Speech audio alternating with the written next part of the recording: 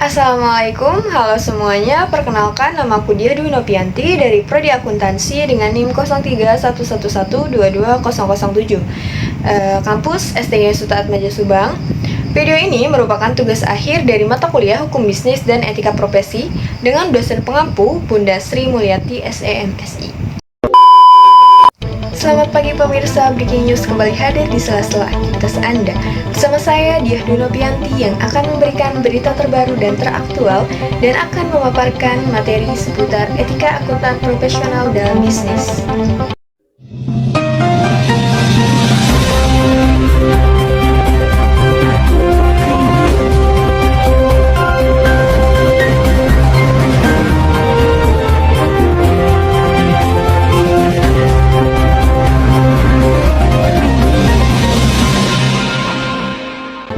Prinsip utama akuntan profesional ada 5 prinsip, yaitu yang pertama, integritas, yaitu menjaga kejujuran dan transparansi dalam hubungan profesional dalam bisnis. Lalu yang kedua, objektivitas, tidak terpengaruh oleh pendapat pribadi atau kepentingan lain dalam pengambilan keputusan. Lalu yang ketiga, kompetensi dan kehati-hatian profesional, dengan meningkatkan kompetensi dan keterampilan sesuai perkembangan terbaru, melaksanakan tugas secara profesional dan sesuai dengan standar.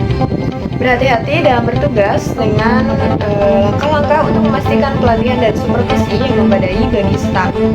Lalu yang keempat, ada kerahasiaan, yaitu tidak mengungkapkan informasi rahasia klien tanpa izin, kecuali ada kewajiban hukum.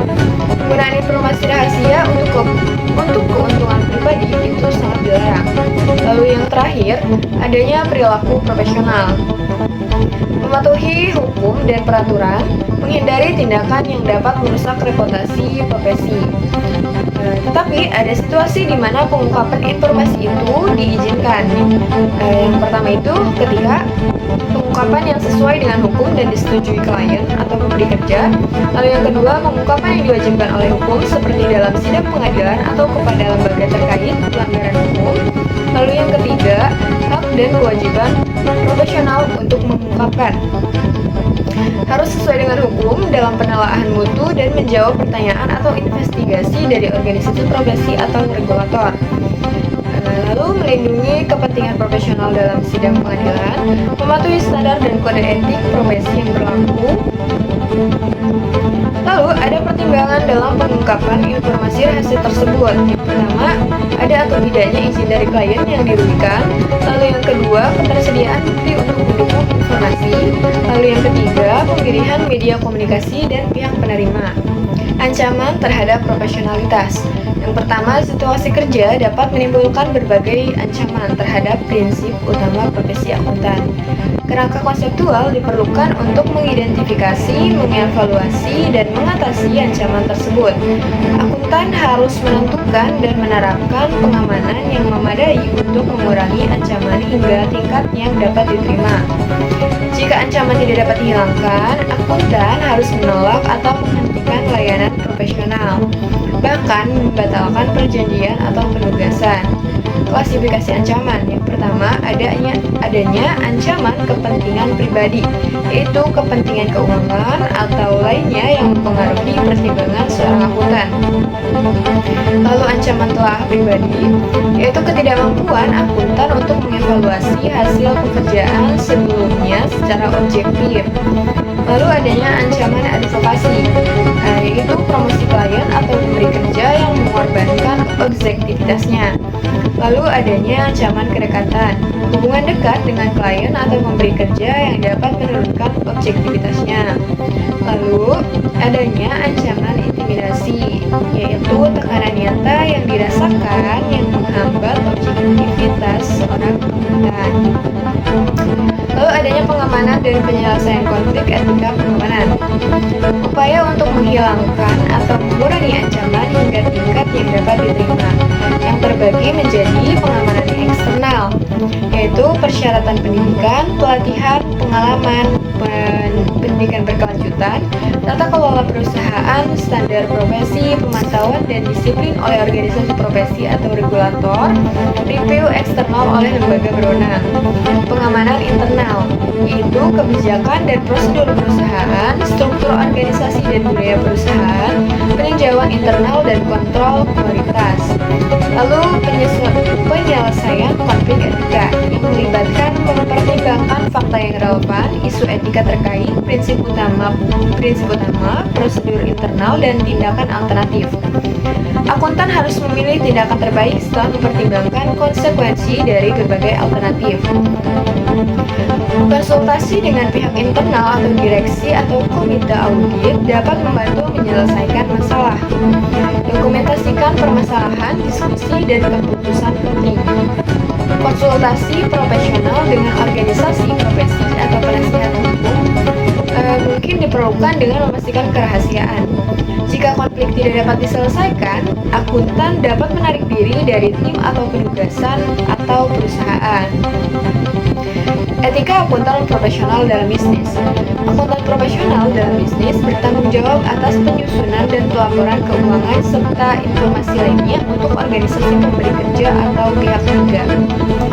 Mereka juga dapat memberikan manajemen keuangan dan saran bisnis. Akuntan profesional di bisnis dapat menempati berbagai posisi, seperti pegawai, mitra, direktur, komisaris, atau pemilik pengelola. Meskipun perjanjian kerja biasanya tidak mengatur kewajiban etika, akuntan diharapkan mempromosikan budaya berbasis nilai etika dalam organisasi. Dilarang bagi akuntan di bisnis terlibat dalam kegiatan yang merusak integritas, objektivitas, dan reputasi profesi. Mereka harus menghindari situasi yang dapat mengakibatkan pelanggaran prinsip utama profesi, khususnya ancaman terhadap kepentingan pribadi. Kedekatan dan potensi konflik akuntan profesional di bisnis. Contoh ancaman kedekatan yang pertama, bertanggung jawab atas pelaporan keuangan organisasi pemberi kerja di mana anggota keluarga dekat bekerja dan membuat keputusan yang mempengaruhi laporan keuangan. Yang kedua, hubungan yang telah lama berlangsung dengan kontak bisnis yang mempengaruhi keputusan bisnis. Lalu yang ketiga, menerima hadiah atau perlakuan khusus, kecuali jika tidak memiliki nilai dan konsekuensi. Potensi konflik yang pertama, tekanan untuk bertindak atau berperilaku yang bertentangan dengan prinsip utama profesi. Lalu yang kedua, tekanan untuk melanggar hukum, regulasi, atau standar profesional.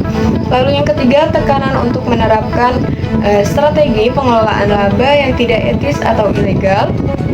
Lalu yang keempat, tekanan untuk berbohong atau menyesatkan termasuk dengan tidak berkomentar kepada auditor, regulator, atau pihak lain. Lalu yang kelima, tekanan untuk mempublikasikan laporan keuangan atau non-keuangan yang berbeda dengan kenyataannya. Lalu pengamanan terhadap tekanan. Yang pertama itu meminta nasihat dari penasihat profesional independen atau lembaga profesional yang relevan. Lalu yang kedua, menggunakan proses penyelesaian sengketa formal di dalam organisasi pemberi kerja. Dan yang ketiga, mencari bantuan hukum. Penyiapan dan pelaporan informasi oleh akuntan profesional di bisnis. Tanggung jawab.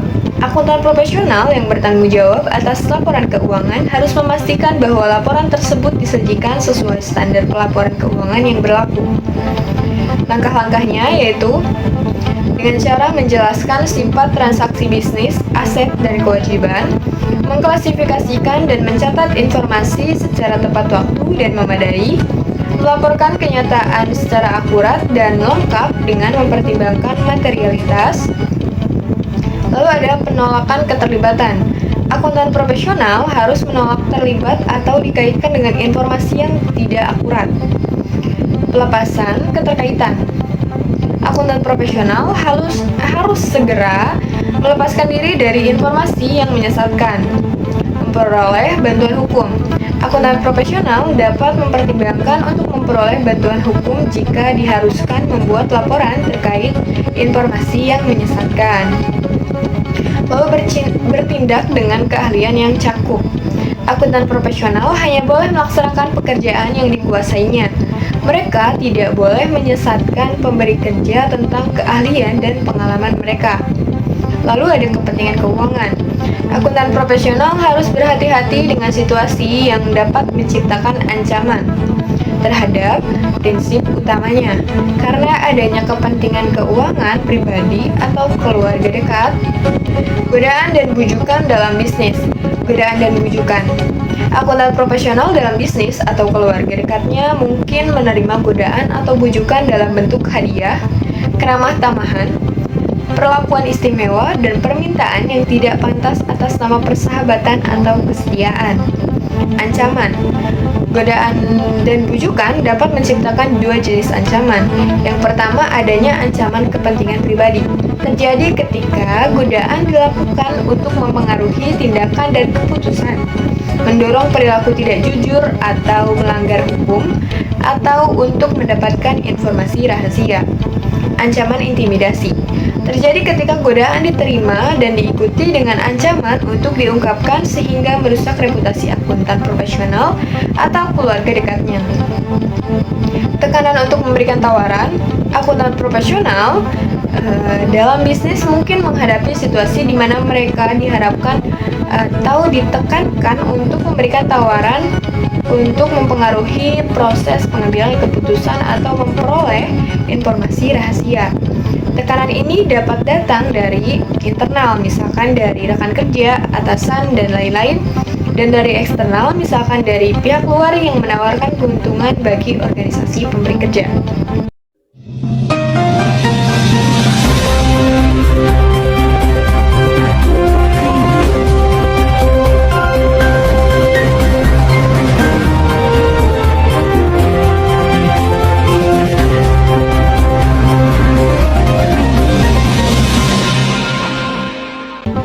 Siswi SD di Gresik berinisial SA mengungkapkan fakta baru terkait pelaku yang mencolok matanya pakai tusukan bakso hingga buta. Rupanya pelaku merupakan kakak kelas korban yang saat ini duduk di bangku kelas 4 SD di Munanti, Gresik. Ironinya, tindak pemalakan tersebut selalu terjadi di lingkungan sekolah, tapi luput dari pengawasan pihak sekolah sehingga kasus terus-menerus terjadi hingga mengakibatkan korban trauma. Padahal menurut Komnas PA dalam pasal 54 Undang-Undang Nomor 23 Tahun 2022, pihak sekolah atau lembaga pendidikan lain wajib melindungi anak dari segala tindakan kekerasan di lingkungan sekolah. Sering dimintain uang anak ini sama si pelaku penusukan tadi. Jadi ada kekerasan yang terjadi di lingkungan sekolah, tetapi pihak sekolah tidak mengetahui hal itu, ujarnya. Dia menuturkan luputnya kasus kekerasan dialami korban, menunjukkan pihak sekolah lalai terhadap pencegahan kasus kekerasan, karena mereka harusnya proaktif mencegah kasus tersebut. Komnas PA menilai kasus kekerasan yang terjadi di Gresik ini menunjukkan pentingnya anak-anak perlu diberi pemahaman terkait Undang-Undang Nomor 11 Tahun 2012 tentang Sistem Peradilan Anak. Kasus ini dapat ditinjau dari pelanggaran terhadap 5 prinsip utama profesi, yaitu yang pertama, tanggung jawab kepada masyarakat. Guru dan pihak sekolah lalai dalam menjaga keselamatan dan keamanan muridnya, sehingga terjadi kekerasan dan perundungan. Tenaga medis, yaitu hasil visum yang berbeda dengan pengakuan korban menimbulkan pertanyaan tentang ketepatan dan keakuratan pemeriksaan medis. Lalu kepolisian, kurangnya transparansi dalam menyampaikan informasi kepada publik dan lambatnya proses penyidikan. Pihak-pihak yang melakukan intervensi melakukan intervensi untuk menyelesaikan kasus secara damai tanpa melalui proses hukum yang transparan dan akuntabel. Yang kedua, integritas. Guru dan pihak sekolah tidak bertindak dengan integritas dalam menjaga keselamatan dan keamanan muridnya. Tenaga medis, kemungkinan adanya manipulasi hasil visum. Lalu kepolisian, kemungkinan adanya penyembunyian informasi dan bukti. Lalu pihak-pihak yang melakukan intervensi melakukan intervensi dengan tujuan yang tidak terhormat. Lalu yang ketiga, objektivitas. Tenaga medis, hasil visum yang tidak objektif dan menimbulkan keraguan. Lalu kepolisian, kurangnya transparansi dalam penyidikan dan kemungkinan adanya keberpihakan. Lalu yang keempat, kejujuran. Tenaga medis, kemungkinan adanya ketidakjujuran dalam menyampaikan hasil visum. Kepolisian, kemungkinan adanya kebohongan dan manipulasi informasi. Lalu pihak-pihak yang melakukan intervensi dengan informasi yang tidak benar. Lalu yang kelima, keahlian dan kehati-hatian. Guru dan pihak sekolah, kurangnya keahlian dan kehati-hatian dalam menangani kasus kekerasan dan perundungan. Tenaga medis, kemungkinan adanya kelalaian dalam pemeriksaan medis. Lalu kepolisian, kemungkinan adanya kesalahan prosedur dalam penyidikan. Pelanggaran terhadap 5 prinsip utama profesi ini dapat berakibat fatal, antara lain. Yang pertama, ketidakpercayaan publik terhadap profesi terkait. Lalu tindak pidana tidak terungkap dan pelakunya tidak dihukum. Korban tidak mendapatkan keadilan dan haknya. Terciptanya budaya menutup-nutupi dan melindungi pelaku. Penting bagi semua pihak untuk memahami dan menjunjung tinggi 5 prinsip utama profesi. Penegakan 5 prinsip utama profesi harus dilakukan dengan tegas dan konsisten untuk mencegah terjadinya pelanggaran dan melindungi masyarakat dari bahaya. Berita tadi menutup acara Breaking News pagi hari ini. Ikuti terus berita-berita hangat selanjutnya hanya di Breaking News. Saya Diah Dwi Novianti